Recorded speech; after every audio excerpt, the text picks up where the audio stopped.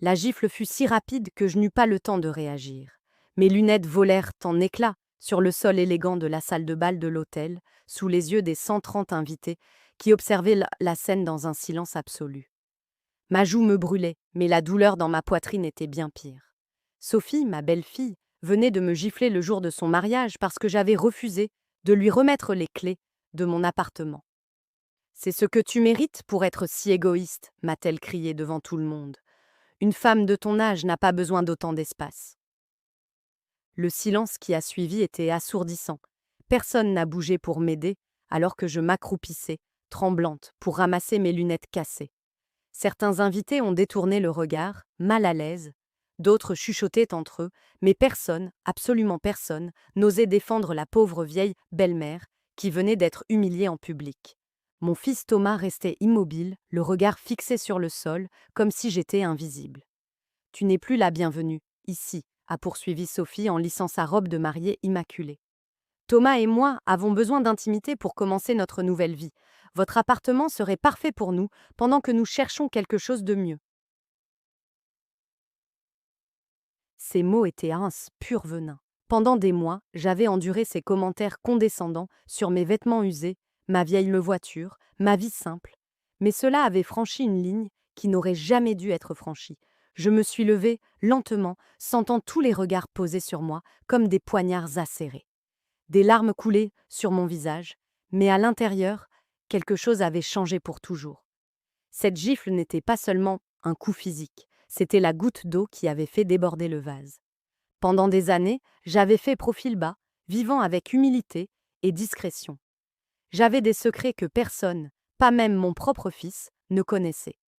Les souvenirs des derniers mois ont commencé à envahir mon esprit alors que je marchais lentement vers la sortie. Je me suis souvenu du jour où Sophie était venue pour la première fois dans mon appartement, il y a 2 ans. Son visage s'était assombri lorsqu'elle avait vu mon modeste logement, mes vieux meubles, ma petite cuisine. Sérieusement, c'est ici que vit la mère de Thomas, lui avait-elle demandé, d'une voix juste assez forte pour que je l'entende. À partir de ce moment-là, chaque visite avait été une torture silencieuse. Élisabeth, tu devrais déménager dans un logement plus petit, m'avait-elle dit, il y a 3 mois, lors d'un dîner en famille.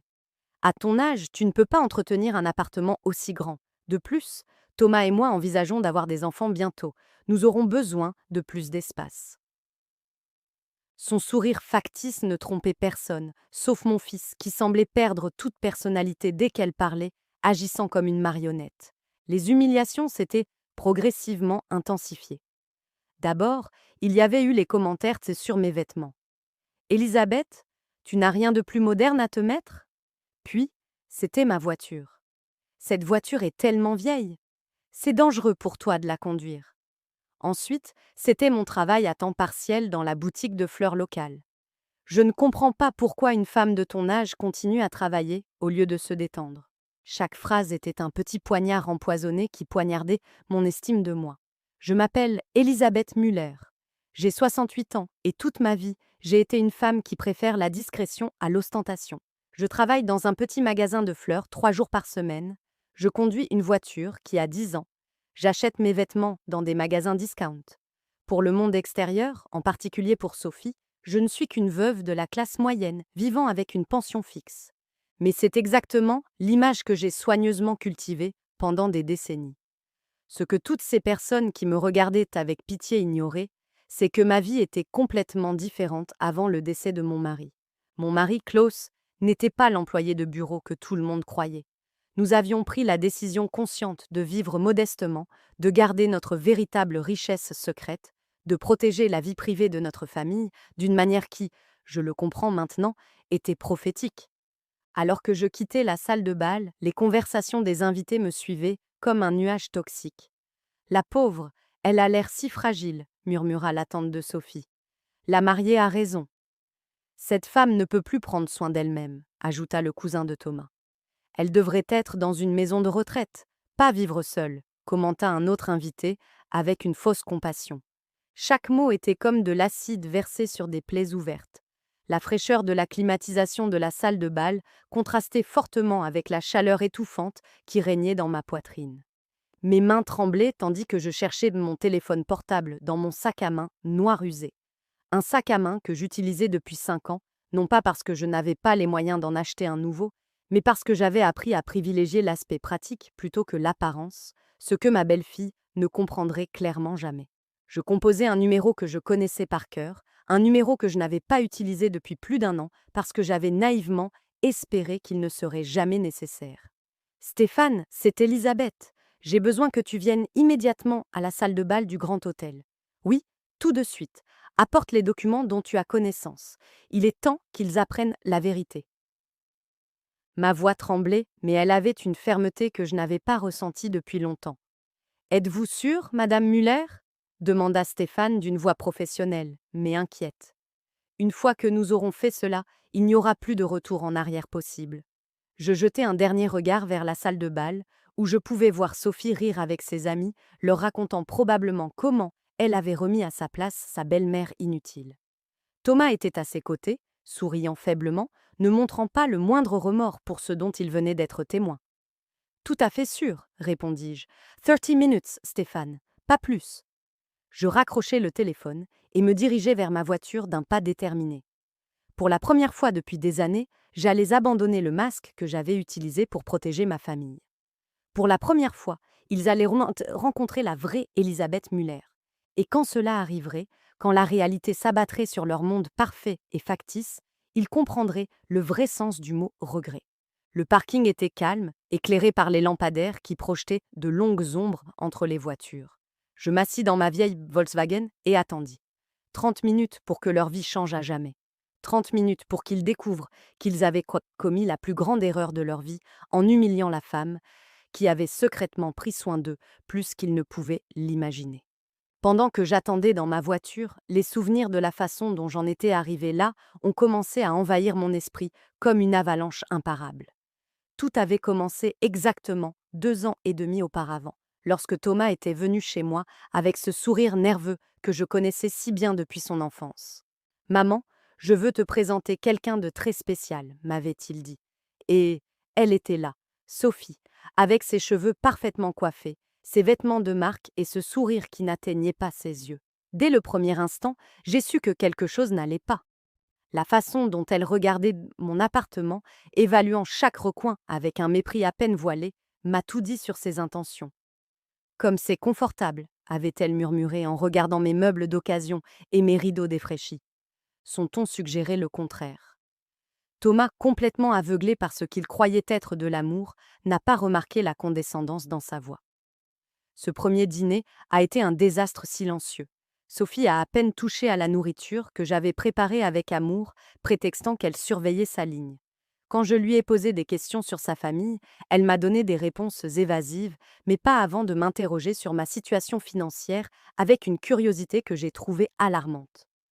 « Et comment faites-vous avec une pension de veuve, Elisabeth ? Cela doit être difficile de joindre les deux bouts, avec si peu d'argent, » avait-elle dit avec une fausse inquiétude. Ce que Sophie ignorait, c'est que je l'observais autant qu'elle m'observait. Au cours des mois suivants, j'ai commencé à remarquer des schémas qui m'ont mise en alerte. Chaque fois qu'il venait de chez moi, elle faisait des commentaires sur le fait que tout était démodé, que je méritais de mieux pour mes vieux jours. Mais son regard s'attardait toujours sur les détails qui comptaient vraiment. L'emplacement privilégié de l'immeuble, la vue panoramique depuis mon balcon, la taille des pièces. Un jour, pendant que Thomas était dans la salle de bain, je l'ai entendu parler doucement au téléphone dans ma cuisine. « Oui, maman. L'appartement de sa mère est dans un quartier très cher. Si je peux la convaincre de déménager dans un logement plus petit, nous pourrons rester ici jusqu'à ce que nous ayons notre propre appartement. Elle est tellement naïve qu'elle nous remerciera probablement de l'aider dans cette transition. » Ces paroles m'ont transpercé le cœur, mais j'ai gardé mon sang-froid lorsqu'elle est revenue dans le salon, feignant l'innocence. À partir de ce moment, chaque interaction avec Sophie est devenue une performance soigneusement orchestrée de notre part à toutes les deux.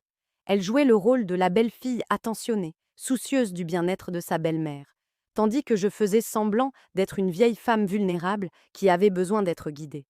Mais en réalité, je recueillais des informations, observais ses faits et gestes, cherchais à comprendre ses véritables motivations.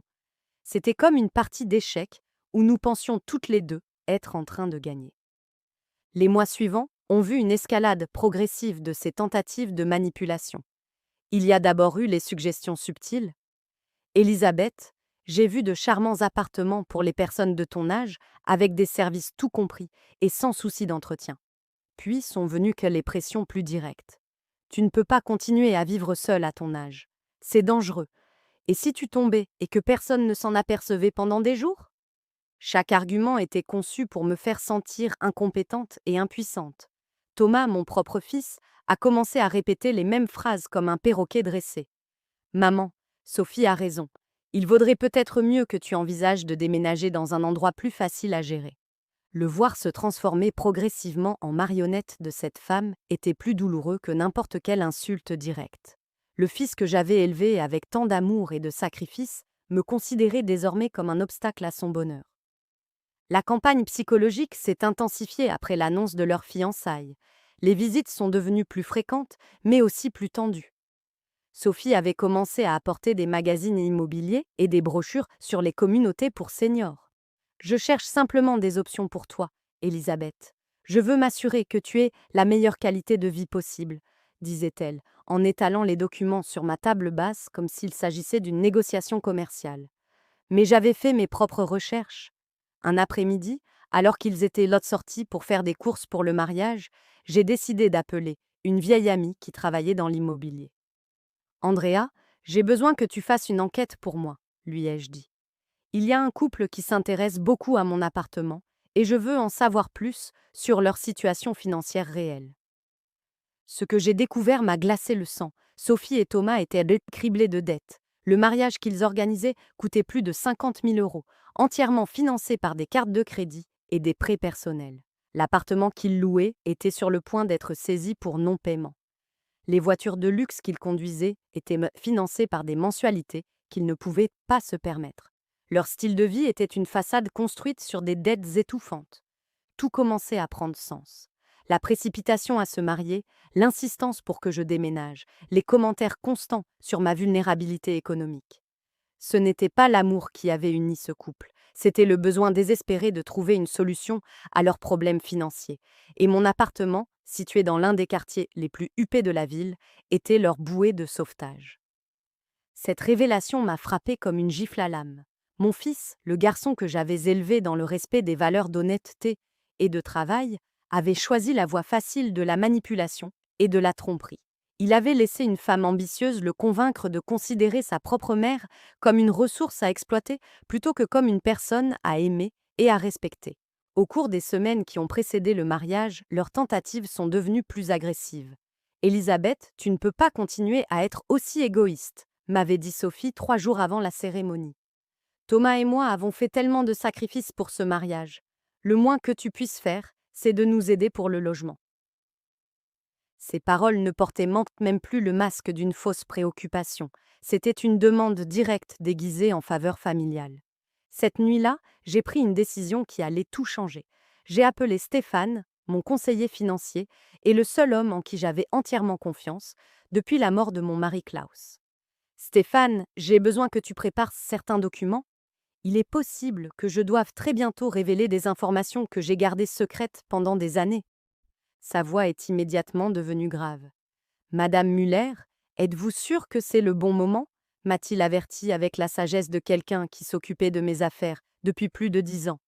Une fois que ces informations seront rendues publiques, vous ne pourrez plus revenir en arrière.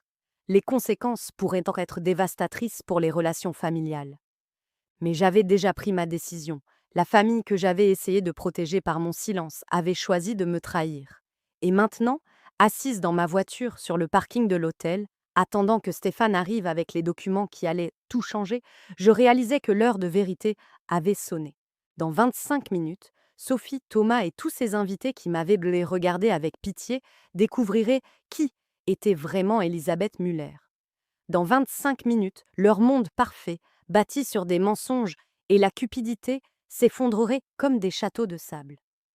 La brise nocturne faisait bruisser les feuilles des arbres autour du parking, créant des ombres dansantes sous les lumières. Il était étrangement poétique que, par une nuit aussi belle, tant d'illusions fussent sur le point de disparaître à jamais. 20 minutes s'étaient écoulées depuis mon appel à Stéphane, et chaque seconde me semblait une éternité. Depuis ma voiture, je pouvais voir les lumières dorées de la salle de bal, entendre la musique joyeuse et les rires qui s'échappaient des fenêtres ouvertes. Il était surréaliste de penser que dans quelques minutes, cette célébration allait se transformer en cauchemar pour les principaux protagonistes. Je fermais les yeux et laissais les souvenirs les plus douloureux des derniers mois envahir mon esprit. J'avais besoin de me rappeler exactement pourquoi j'en étais arrivée, à ce point de non-retour.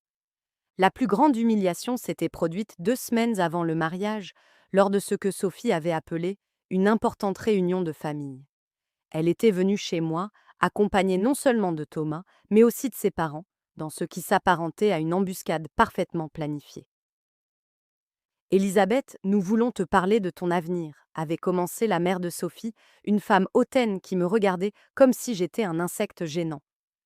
Nous pensons qu'il est temps pour toi de prendre des décisions responsables concernant ta vie, avait poursuivi le père de Sophie, un homme corpulent qui avait inspecté mon appartement avec les yeux d'un expert évaluant une propriété. À ton âge, vivre seul dans un appartement aussi grand est non seulement inutile, mais aussi dangereux. Que se passerait-il si tu avais une urgence médicale et que personne ne s'en apercevait pendant plusieurs jours? Leurs paroles étaient répétées, trop parfaites pour être spontanées. Thomas était resté silencieux tout au long de la conversation, hochant la tête de temps en temps comme une marionnette bien dressée. Le voir assis là, à côté d'une famille qui me traitait comme un obstacle, c'était comme regarder le fils que j'avais élevé mourir sous mes yeux. Maman, dit-il enfin d'une voix que je ne reconnaissais plus, ils ont raison. Sophie et moi en avons discuté, et nous pensons qu'il serait préférable pour tout le monde que tu déménages dans un endroit plus adapté à ton âge. Adapté à mon âge, répétai-je, sentant la colère monter en moi. Et qui décide de ce qui est adapté pour moi? Vous? La mère de Sophie échangea un regard complice avec son mari, comme si mes paroles confirmaient quelque chose dont ils avaient déjà discuté. Élisabeth, nous comprenons que cela puisse être difficile à accepter, mais vous devez penser à ce qui est le mieux pour Thomas et Sophie. Ce qui est le mieux pour eux, murmurai-je, commençant à comprendre la véritable ampleur de la conspiration qui s'était tissée dans mon dos. Et je suppose que mon appartement serait parfait pour qu'ils commencent leur vie conjugale, n'est-ce pas? Le silence gêné qui suivit ma question fut la seule réponse dont j'avais besoin. Ils avaient planifié chaque détail de cette conversation, chaque argument, chaque pression psychologique. Sophie prit alors le contrôle de la situation, déployant tout son arsenal de manipulation émotionnelle. Élisabeth, il ne s'agit pas seulement de l'appartement, il s'agit de ton bien-être. Nous avons fait des recherches et nous avons trouvé une résidence merveilleuse pour les personnes de ton âge. Elle dispose de services médicaux 24 heures sur 24, d'activités sociales, de repas préparés. Tu pourrais te faire des amis qui comprennent ce que tu vis. Son sourire factice me donnait la nausée. Ce que je vis? Demandai-je, feignant la confusion. Et que pensez-vous exactement que je vis, Sophie? Elle regarda Thomas en quête de soutien avant de répondre. Eh bien, la solitude, l'incertitude financière, la peur de ne pas pouvoir prendre soin de vous-même. C'est normal à votre âge, Élisabeth. Vous n'avez pas à avoir honte d'avoir besoin d'aide. L'audace de cette femme de 28 ans qui me disait ce qui était normal à mon âge m'a laissé sans voix pendant un instant. Mais ensuite, j'ai vu quelque chose dans ses yeux qui m'a glacée. La certitude absolue qu'elle avait un droit sur ma vie, ma maison, mes décisions. Pour elle, je n'étais plus une personne autonome, mais un obstacle à éliminer avec le moins de résistance possible. Nous avons fait le calcul, a poursuivi le père de Sophie en sortant un dossier qu'ils avaient manifestement préparé à l'avance. Le coût de la résidence serait d'environ 2 500 € par mois. Avec la vente de votre appartement, vous auriez assez d'argent pour couvrir ces frais pendant de nombreuses années. Et il vous resterait encore un peu d'argent pour, disons, aider Thomas et Sophie à financer leurs premières dépenses de mariage. Voilà, c'était la vérité nue.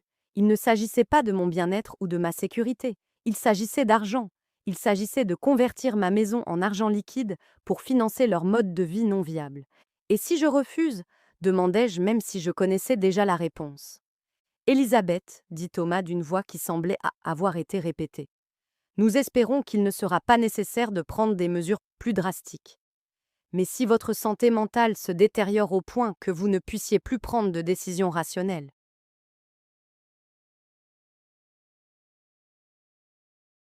La menace implicite était claire comme de l'eau de roche. Si je ne coopérais pas volontairement, ils chercheraient pas des moyens légaux pour me déclarer incapable. Ils avaient fait leurs recherches, ils avaient tout planifié. Ils avaient préparé le terrain pour prendre tout ce que je possédais par la force, si nécessaire. Le fils que j'avais élevé avec tant d'amour était assis là, laissant des étrangers menacer sa propre mère. Ce soir-là, après leur départ et mon refus catégorique, j'ai pleuré pour la première fois depuis des années, non pas de tristesse, mais à cause de la mort définitive des illusions que j'avais nourries au sujet de ma famille. J'ai immédiatement appelé Stéphane. J'ai besoin que tu enquêtes sur quelque chose de toute urgence, lui ai-je dit entre deux sanglots. Je veux savoir exactement quelle est la situation financière réelle de mon fils et de sa fiancée. Tout. Les dettes, les revenus, les passifs, tout. Les résultats de cette enquête ont été dévastateurs. Thomas gagnait 45 000 € par an en tant que directeur commercial, mais avait plus de 80 000 € de dettes sur ses cartes de crédit. Sophie travaillait à temps partiel comme conseillère en images, gagnant peut-être 14 000 € par an, mais dépensait comme si elle avait un salaire de cadre. À eux deux, ils devaient là plus de 120 000 €, sans compter les prêts qu'ils avaient contractés pour le mariage. L'appartement qu'ils louaient 2 000 € par mois avait 3 mois de retard dans les paiements. Les voitures qu'ils conduisaient étaient là financées par des mensualités qui représentaient 60% de leurs revenus combinés. Leur carte de crédit principale était à son maximum et ils avaient commencé à utiliser des avances de fonds pour payer d'autres dettes. Ils étaient en chute libre financière et mon appartement représentait leur seul espoir de salut. Mais il y avait autre chose dans le rapport de Stéphane qui m'avait complètement brisé le cœur. Au cours des 6 derniers mois, Thomas avait régulièrement appelé des banques et des compagnies d'assurance pour se renseigner sur les prêts garantis par la propriété de sa mère âgée. Il s'était renseigné sur les procédures légales pour obtenir une procuration financière sur les personnes âgées. Mon propre fils planifiait depuis des mois ma dépossession systématique. L'information la plus douloureuse se trouvait à la fin du rapport. Selon un détective privé engagé par Stéphane, Sophie avait dit à ses amis qu'elle s'était sacrifiée, en se fiançant à un homme plus âgé et moins séduisant parce que sa mère possédait des biens immobiliers de grande valeur et n'avait pas d'héritier compétitif. Pour elle, épouser Thomas n'était pas une question d'amour. C'était un investissement stratégique dans ma succession. Cette révélation avait été la goutte d'eau qui avait fait déborder le vase. Pendant des semaines, j'avais envisagé de leur révéler simplement ma véritable situation financière, pensant que le choc les ferait peut-être reconsidérer leur comportement. Mais après avoir lu ce rapport, j'ai compris qu'il ne s'agissait pas d'argent ou de désespoir. Il s'agissait d'une cupidité pure et calculée qui avait corrompu mon fils au point de le rendre méconnaissable. Les jours qui ont précédé le mariage ont été une torture. Chaque appel téléphonique de Thomas était une nouvelle pression pour me faire reconsidérer ma position.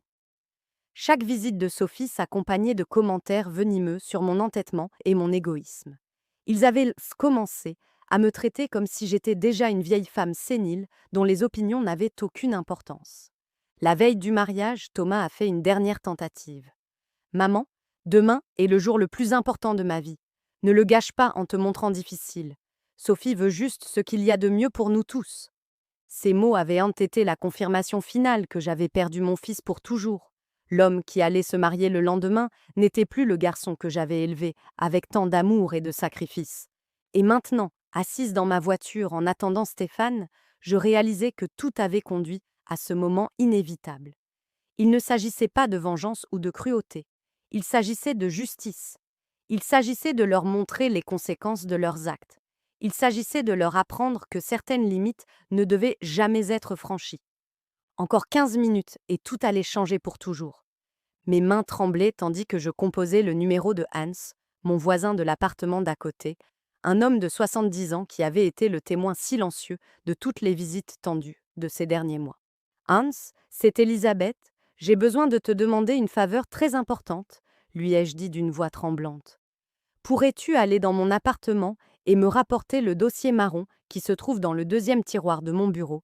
Oui, tout de suite, c'est urgent. » Hans était comme un frère pour moi depuis le décès de Klaus, et je savais que je pouvais lui faire confiance sans qu'il me pose de questions. Pendant que j'attendais, je me suis souvenu de la conversation que j'avais eue avec Hans une semaine plus tôt. Il avait vu depuis son balcon Sophie arriver avec un expert immobilier sans m'en avertir. Elisabeth, cette fille a amené un homme avec une mallette qui mesurait ton appartement depuis l'extérieur, m'avait-il dit d'une voix clairement inquiète. Quand ils m'ont vu, ils sont partis rapidement. Je n'aime pas du tout ce qui se passe. Hans avait été le premier à remarquer les subtils changements dans le comportement de Thomas au cours des derniers mois. Ton fils ne me salue plus comme avant, avait-il observé. Avant, il restait discuter avec moi quand il venait me rendre visite. Maintenant, il entre et sort précipitamment, comme s'il avait honte de quelque chose. Ces paroles et Alv avaient confirmé ce que mon cœur savait déjà. J'avais perdu mon fils bien avant la gifle de cette nuit-là. Le dossier que j'avais demandé à Hans contenait des documents que personne dans ma famille n'avait jamais vus. Des certificats bancaires, des titres de propriété, des registres d'investissement que Klaus et moi avions gardés secrets pendant des décennies. Des documents qui prouvaient que la pauvre veuve vivant d'une modeste pension était en réalité une femme qui avait suffisamment de ressources pour changer des vies d'un seul coup. 10 minutes plus tard, Hans est apparu dans le parking, le dossier à la main. « Elisabeth, que se passe-t-il? Vous semblez très bouleversée » m'a-t-il demandé en me tendant les documents. Je lui ai brièvement expliqué ce qui s'était passé dans la salle de bal, et j'ai vu son visage se durcir à chaque détail. « Cette femme est une vipère, a-t-il murmuré. Je l'ai toujours su. Hans, dans quelques minutes, un homme nommé Stéphane va arriver. Quand tu le verras, dis-lui que je l'attends ici, lui ai-je demandé. Et Hans, après ce soir, beaucoup de choses vont changer. Je veux que tu saches que tu as toujours été comme un membre de ma famille pour moi. Les larmes lui montèrent aux yeux tandis qu'il acquiesçait. Tu es aussi comme une famille pour moi, Elisabeth. Fais ce que tu as à faire. Alors que Hans retournait dans le bâtiment, j'ouvris le dossier et commençai à examiner des documents que je n'avais pas consultés depuis des mois. Le premier était un relevé bancaire indiquant un solde de 5 400 000 € sur un compte d'investissement. Le deuxième était le titre de propriété d'un immeuble de bureaux en centre-ville qui générait un loyer mensuel de 50 000 €. Le troisième était l'acte de propriété d'une maison de plage en Espagne que j'avais acheté comme investissement il y a 10 ans. Klaus était un génie en matière d'investissement. Il avait commencé avec une petite entreprise d'importation et l'avait transformée en un empire discret. Ensemble, nous avions pris la décision de vivre modestement afin de protéger notre vie privée et la sécurité de notre famille. La richesse visible attire les problèmes, disait Klaus. La richesse invisible vous donne du pouvoir. Je n'aurais jamais imaginé devoir utiliser ce pouvoir contre mon propre fils. Chaque document dans ce dossier représentait des années de travail acharné et de décisions judicieuses. Si je travaillais 3 jours par semaine dans un magasin de fleurs, ce n'était pas parce que j'avais besoin d'argent, mais parce que j'aimais rester active et en contact avec la communauté. Si je conduisais une vieille voiture, ce n'était pas par contrainte financière, mais parce que j'avais appris que l'ostentation inutile ne causait que des problèmes. Mon appartement, celui que Sophie convoitait tant, était en fait le bien immobilier le moins précieux de mon portefeuille. Je l'avais acheté non pas pour sa valeur économique, mais pour les souvenirs qu'il renfermait. C'était là que Klaus et moi avions passé nos dernières années ensemble, que nous avions planifié notre avenir, qu'il était décédé dans mes bras après avoir courageusement lutté contre le cancer. Mais il y avait autre chose dans ce dossier qui allait tout changer pour Thomas et Sophie. Depuis 3 ans, depuis que mon fils avait commencé à avoir des problèmes financiers, je payais secrètement une grande partie de ses dettes. Les paiements par carte de crédit, qu'il pensait provenir d'une prime de travail, provenaient en réalité de mon compte. La remise spéciale sur son loyer qu'il avait négocié avec son propriétaire était de l'argent que je transférais chaque mois. À l'insu de Thomas, je subventionnais son mode de vie irresponsable depuis des années. L'appartement luxueux dans lequel il vivait, la voiture qu'il conduisait, et même certaines dépenses liées au mariage qui avait lieu à ce moment-là, tout cela avait été rendu possible grâce à mon soutien financier secret. Je pensais aider mon fils à traverser une période difficile sans me rendre compte que je finançais sa transformation en une personne que je ne reconnaissais plus. Les relevés bancaires montraient des virements mensuels d'un montant total de 4 500 € qui avaient permis de maintenir à flot le navire en perdition qu'était la situation financière de Thomas. De l'argent qu'il pensait provenir de primes de travail ou de remboursement d'impôts, alors qu'en réalité, c'était sa mère qui essayait désespérément de le protéger des conséquences de ses décisions irresponsables. L'ironie était dévastatrice. Alors que Sophie m'humiliait en me traitant de fardeau économique pour leur futur mariage, j'étais littéralement la seule raison pour laquelle ils pouvaient se permettre ce mariage. Alors qu'ils prévoyaient de me dépouiller de mon appartement pour résoudre leurs problèmes financiers, je résolvais ces problèmes en secret depuis des années. Je fermais le dossier et regardais à nouveau vers la salle de bal. Les lumières brillaient toujours, la musique jouait toujours, les invités faisaient toujours la fête. Mais dans moins de 5 minutes, Stéphane arriverait avec les derniers documents dont j'avais besoin. Dans moins de 5 minutes, le processus visant à couper tous les liens financiers que j'avais utilisés pour protéger un fils qui avait choisi de me trahir allait commencer. Ce n'est pas de la vengeance, me suis-je rappelé. C'est la justice. Il s'agit de leur apprendre que les actions ont des conséquences, que la cupidité a un prix, que la famille n'est pas quelque chose que l'on peut vendre pour des raisons économiques. J'avais essayé de protéger Thomas de la réalité pendant trop longtemps, et cette protection l'avait corrompu jusqu'à le rendre méconnaissable. Les phares d'une voiture s'approchaient du parking, illuminant la nuit d'une lumière blanche qui m'aveugla momentanément. C'était Stéphane, ponctuel comme toujours, qui arrivait avec les documents qui allaient tout changer pour toujours. Je suis sortie de ma voiture et je me suis dirigée vers lui, sentant à chaque pas que je m'éloignais de l'Élisabeth que j'avais été et que je me rapprochais de la femme que je devais devenir. Madame Muller, a dit Stéphane en sortant de sa voiture, un dossier juridique sous le bras. Êtes-vous tout à fait sûre de votre décision? Une fois que nous serons entrés, il n'y aura plus aucun moyen de revenir en arrière. Je jetai un dernier regard vers la salle de bal, où mon fils et sa nouvelle épouse étaient probablement encore en train de célébrer leur victoire sur la vieille femme inutile qu'ils venaient d'humilier. Je n'ai jamais été aussi sûre de quelque chose de toute ma vie, Stéphane. Il est temps qu'il rencontre la vraie Elisabeth Muller. Stéphane ouvrit son dossier sous la lumière du parking et commença à me montrer les documents qu'il avait préparés avec son efficacité caractéristique. Madame Muller, voici l'ordre de suspension immédiate de tous les virements bancaires que vous avez effectués au nom de Thomas Muller, dit-il en montrant le premier document. Voici également l'avis d'annulation du contrat de location que vous aviez garanti de manière confidentielle. Le propriétaire recevra ce document demain matin. Je pris les papiers avec des mains tremblantes mais déterminées. Chaque document représentait un fil que j'avais soigneusement tissé pendant des années pour protéger mon fils. Et maintenant, je coupais ces fils un par un. Et le paiement pour la salle de bal? Demandai-je, même si je connaissais déjà la réponse. Annulé, confirma Stéphane. L'acompte que vous aviez garanti sera retiré ce soir. Ils auront jusqu'à demain pour trouver un autre mode de paiement. L'ampleur de ce que j'étais sur le point de faire me frappa comme une vague glaciale. Pendant 3 ans, j'avais été le filet de sécurité invisible qui avait permis à Thomas et Sophie de rester à flot. L'appartement dans lequel ils vivaient, la voiture qu'ils conduisaient, même le mariage qui avait lieu à ce moment précis, tout cela avait été rendu possible grâce à mon soutien financier secret. Et maintenant, en une seule nuit, j'allais retirer définitivement tout ce soutien. Stéphane, je veux que vous compreniez quelque chose, lui ai-je dit en signant chaque document avec une détermination que je n'avais pas ressentie depuis des années. Ce n'est ni de la cruauté, ni de la vengeance. C'est la seule façon pour eux d'apprendre la vraie valeur des choses. Pendant trop longtemps, je les ai protégés des conséquences de leurs actes, et cette protection les a corrompus au point de les transformer en des personnes que je ne reconnais plus. Je comprends parfaitement, Madame Muller, répondit Stéphane avec un respect sincère dans la voix. Au cours de mes 30 années en tant que conseiller financier, j'ai vu de nombreuses familles détruites par la cupidité et l'ingratitude. Ce que vous faites demande plus de courage que la plupart des gens n'en possèdent.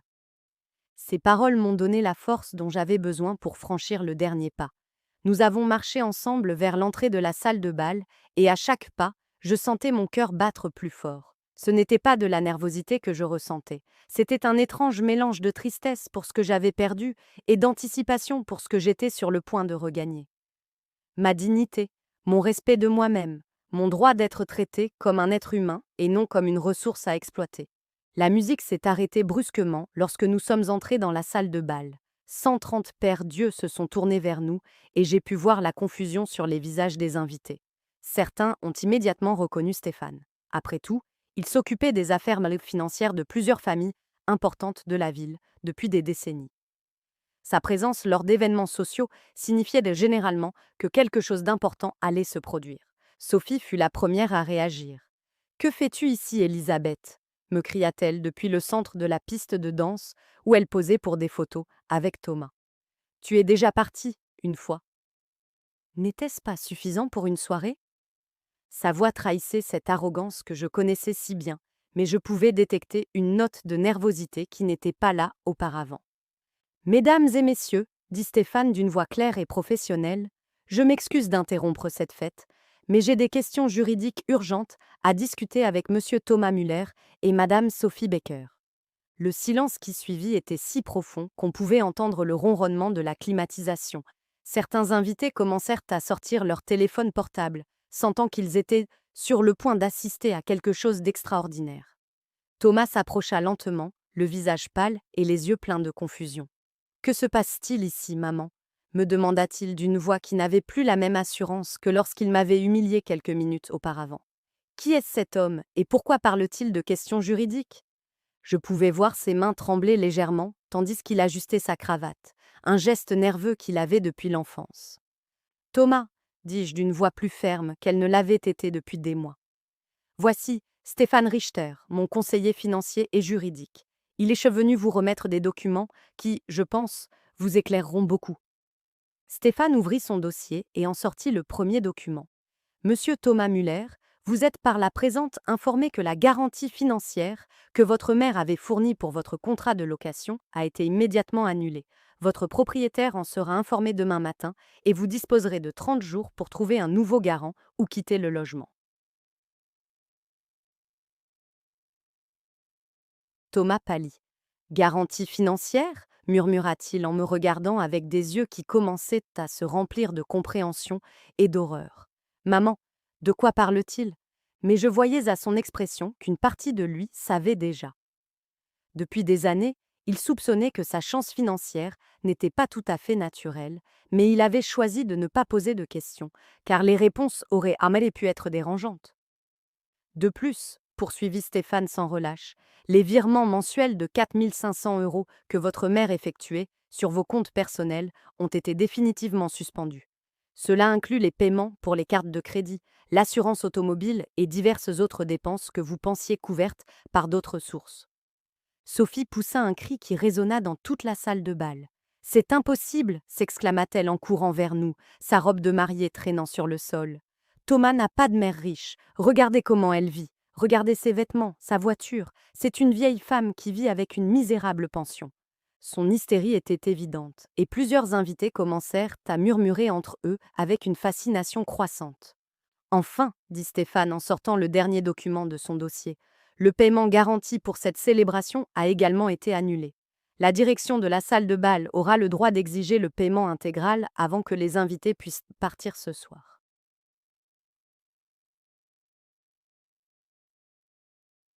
Ces paroles tombèrent comme une bombe dans la salle de bal, et je vis certains invités se diriger nerveusement vers les sorties. Thomas fut frappé de plein fouet par cette prise de conscience. « Vous » murmura-t-il en me regardant avec des yeux incapables d'assimiler pleinement ce qu'ils entendaient. « Vous avez tout ce temps, vous avez tout payé. » Sa voix se brisa sur le dernier mot, et pendant un instant, je vis le petit garçon qu'il avait été autrefois, vulnérable et confus. « Pendant 3 ans, Thomas, » ai-je confirmé d'une voix étrangement calme après la tempête émotionnelle que je venais de traverser.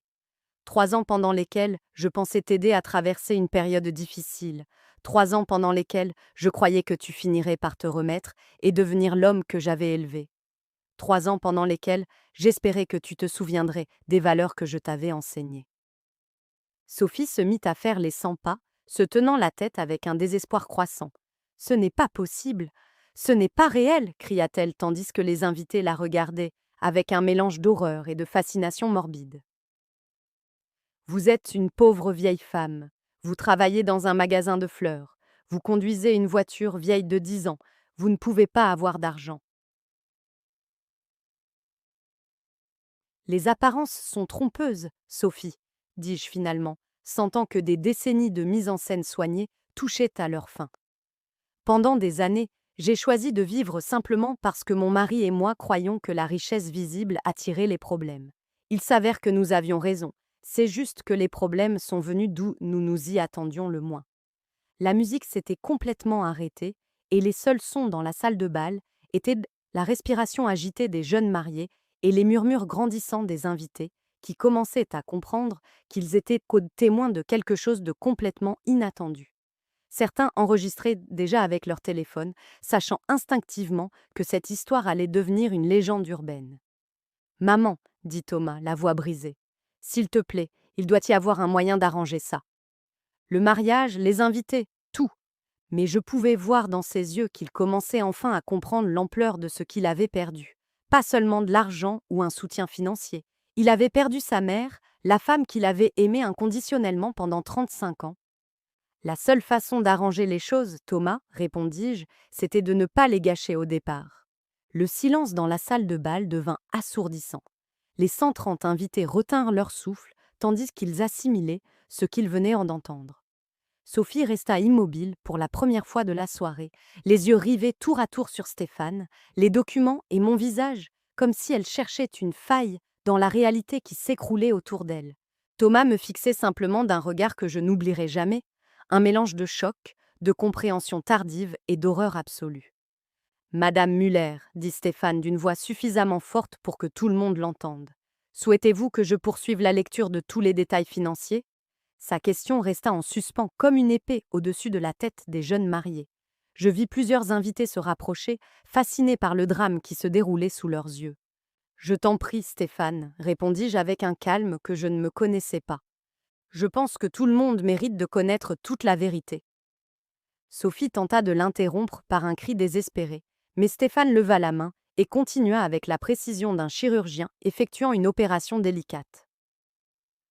Au cours des 36 derniers mois, commença Stéphane en consultant ses documents, Madame Elisabeth Muller a transféré un total de 162 000 € pour couvrir les frais de subsistance de son fils, Thomas Muller, et de sa fiancée. Ce montant comprend 48 000 € pour le paiement du loyer, 44 000 € pour le paiement des cartes de crédit, 18 000 € pour l'assurance automobile et 22 000 € pour des dépenses diverses. Un murmure collectif parcourut la salle de bal. Certains invités échangèrent des regards étonnés. D'autres sortirent la calculatrice de leur téléphone pour vérifier les chiffres. La mère de Sophie, qui était restée assise à la table d'honneur pendant toute la confrontation, se leva lentement, le visage complètement pâle. De plus, poursuivit Stéphane sans relâche, Madame Muller s'est personnellement portée garante du coût total de cette célébration, y compris la salle de bal, la nourriture, la musique, les fleurs et la photographie, pour un montant de 53 000 €.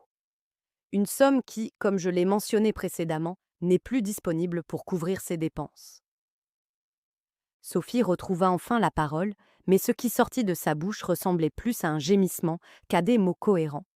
C'est impossible. C'est un mensonge. Personne ne peut avoir autant d'argent et vivre comme un pauvre. Elle se tourna vers les invités comme pour chercher du soutien, mais ne trouva que des visages fascinés, et certains qui étaient clairement amusés par son désespoir. « Ma chère Sophie, dis-je avec un calme qui contrastait fortement avec son hystérie. Tu viens d'apprendre une leçon très précieuse sur le fait de juger les gens sur leur apparence. Pendant des années, j'ai choisi de vivre simplement parce que mon mari Klaus et moi privilégions l'intimité à l'ostentation. Cela s'est avéré être une décision très sage. Poké, Thomas réagit enfin, s'approchant de moi d'un pas hésitant. Maman, s'il te plaît, il doit y avoir une explication. Il doit y avoir un moyen de résoudre cela. Tu ne peux pas détruire ma vie comme ça. Sa voix s'est brisée sur le dernier mot, et pendant un instant, j'ai ressenti une douleur maternelle qui m'a presque fait vaciller. Détruire ta vie ? Ai-je répété, sentant la colère remonter en moi. Je détruis ta vie ? N'est-ce pas ta femme qui m'a giflé devant 130 personnes ? N'est-ce pas toi qui es resté là sans dire un mot pendant que j'étais humiliée ? N'est-ce pas toi qui avais prévu de me dépouiller de ma maison ? La vérité de mes paroles résonna dans la salle de bal comme des cloches d'église. Plusieurs invités acquiescèrent, se souvenant clairement de la scène qui avait déclenché tout ce drame. Certains avaient même des vidéos sur leur téléphone de la gifle que Sophie m'avait donnée, preuve numérique de la cruauté qui avait déclenché cette révélation. « Mais c'était différent, marmonna Thomas. bien que sa voix manquât de conviction. Nous ne savions pas. Nous ne comprenions pas. Nous pensions que vous aviez vraiment besoin d'aide. Ces excuses lui semblaient pathétiques, même à lui-même, et je pouvais voir certains invités échanger des regards méprisants. Vous ne saviez pas? Demandai-je, haussant la voix pour la première fois de la soirée.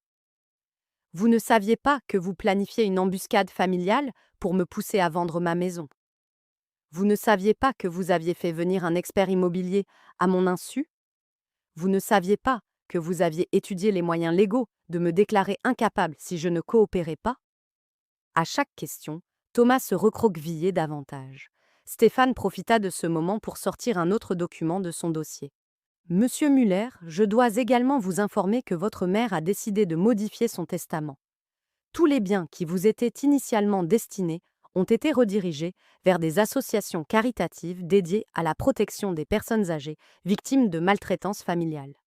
L'impact de cette déclaration fut comme une explosion silencieuse. Sophie tituba en arrière comme si elle avait été frappée physiquement. « Vous ne pouvez pas faire ça !» hurla-t-elle, son masque de sang-froid tombant enfin complètement. « Nous sommes votre famille. Thomas est votre seul fils. Vous ne pouvez pas le déshériter à cause d'une stupide dispute. » « Une dispute stupide ?» répétai-je, laissant les mots flotter dans l'air chargés de tension. « C'est ainsi que vous décrivez un complot familial visant à dépouiller une vieille femme de sa maison? C'est ainsi que vous justifiez d'avoir giflé la mère de votre mari le jour de son mariage ?» Ma voix était devenue glaciale, et je voyais certains invités tressaillir. Le père de Sophie, qui était resté silencieux tout au long de la confrontation, s'approcha enfin, l'air paniqué. « Madame Muller, je pense que nous sommes tous un peu bouleversés par les émotions de la journée. Nous pourrions peut-être en discuter en privé quand les choses se seront un peu calmées. » Son ton était celui d'un homme qui venait de réaliser qu'il avait misé sur le mauvais cheval. « Il n'y a rien à discuter en privé, répondis-je fermement. Tout ce que j'avais à dire a été dit ici, devant les mêmes personnes qui ont été témoins de mon humiliation. Vous avez choisi de rendre cela public, donc ma réponse sera publique. » Les invités tournaient la tête entre nous comme s'ils regardaient un match de tennis, absorbés par chaque échange. Stéphane ferma son dossier d'un coup sec, qui résonna dans toute la salle de bal. « Madame Muller, tous les documents ont été remis et expliqués. Les effets juridiques prendront effet immédiatement. » Il se tourna vers Thomas et Sophie avec une expression professionnelle, mais non sans une certaine satisfaction.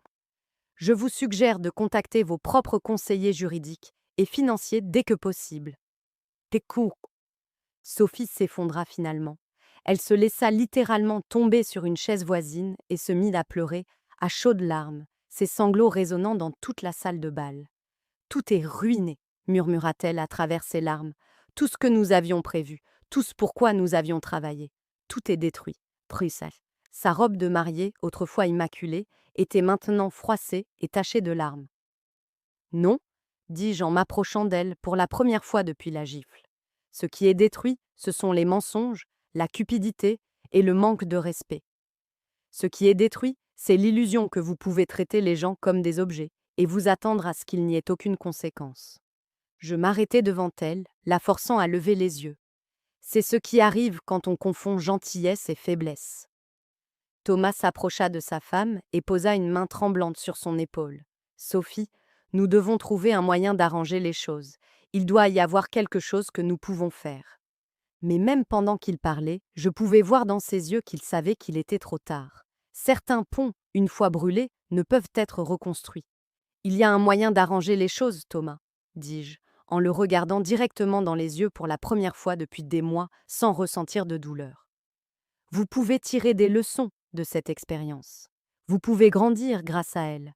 Vous pouvez devenir les personnes que j'espérais que vous soyez avant que la cupidité ne vous corrompe. » Ma voix s'adoucit légèrement, car malgré tout, il restait mon fils. « Mais cette croissance devra se faire sans mon aide financière, sans mon appartement et sans mon héritage. Tu devras le faire à la dure, comme tout le monde. » La salle de bal resta plongée dans un silence absolu, chaque personne présente sachant qu'elle assistait à la fin définitive d'une relation familiale. Stéphane et moi nous dirigeâmes vers la sortie, laissant derrière nous une salle de bal remplie d'invités sous le choc et un couple de jeunes mariés dont le monde parfait s'était effondré en moins de 30 minutes. Alors que Stéphane et moi marchions vers la sortie, le silence derrière nous fut interrompu par une voix que je ne m'attendais pas à entendre. Attendez, tante Élisabeth. C'était Anna, la sœur cadette de Thomas, qui était restée assise à une table au fond de la salle pendant toute la confrontation. Elle courut vers nous, les larmes aux yeux et le visage marqué par une horreur absolue. Tante Élisabeth, dit Anna d'une voix tremblante, je ne savais rien de tout ça. Je te jure que Thomas ne m'a jamais dit ce qu'il prévoyait de faire avec toi. Anna avait toujours été ma nièce préférée, une jeune femme de 29 ans qui travaillait comme enseignante et qui était restée très proche de moi-même après que Thomas ait pris ses distances. Si j'avais su ce qu'ils allaient te faire, j'aurais essayé de les en empêcher, continua-t-elle, la voix brisée. Je m'arrêtai et la regardai, voyant dans ses yeux la même honnêteté que je connaissais depuis qu'elle était petite fille. Je sais, Anna, dis-je doucement en posant une main sur sa joue. Tu as toujours été différente. Tu n'as jamais considéré les gens comme des opportunités ou des ressources à exploiter. Quoique celle. Ses larmes coulaient plus fort tandis qu'elle acquiesçait, clairement dévastée par les actions de son frère. Mais pourquoi ne nous as-tu jamais parlé de cet argent demanda Anna, sincèrement perplexe. Pourquoi as-tu gardé tout cela secret pendant tant d'années? C'était une question qui méritait une réponse honnête, surtout venant de quelqu'un qui m'avait toujours traité avec respect et amour sincère. Parce que ton oncle Klaus et moi avons appris il y a longtemps que l'argent change les gens, expliquai-je tandis que certains invités se rapprochaient discrètement pour écouter. Nous avons vu des familles détruites par des héritages, des amitiés brisées par des prêts et des enfants qui considéraient comme leurs parents comme des comptes bancaires ambulants. Nous avons décidé de vivre simplement pour protéger les relations qui comptaient vraiment. Anna acquiesça lentement, commençant à comprendre la sagesse derrière mes décisions. Mais Thomas, il était différent avant. Quand nous étions enfants, il aurait défendu quiconque te faisait du mal. Que lui est-il arrivé? Sa question reflétait toute la douleur d'une sœur qui avait vu son frère se transformer en quelqu'un d'inconnaissable. Ce qui lui est arrivé, c'est Sophie, répondis-je avec tristesse, mais sans amertume. Ce qui lui est arrivé, c'est la cupidité déguisée en amour, l'ambition sans valeur, et moi, dans mon effort pour le protéger, le privant de la chance d'apprendre des leçons importantes sur la responsabilité et les conséquences.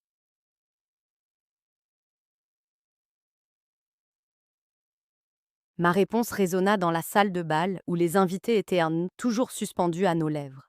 Stéphane était resté respectueusement à l'écart pendant cet échange, mais il s'approcha alors et me murmura quelque chose à l'oreille. Madame Muller, le directeur de la salle de bal, s'approche. Il semble qu'il ait déjà découvert l'annulation du paiement garanti. En effet, je pouvais voir un homme corpulent en costume marcher vers nous, plusieurs papiers à la main et l'air très sérieux. Madame Muller, dit le directeur d'une voix tendue, je viens de recevoir un avis d'annulation de paiement qui est tout à fait irrégulier. Le contrat pour cette célébration est garanti jusqu'à demain matin. Pouvez-vous m'expliquer ce qui se passe ici?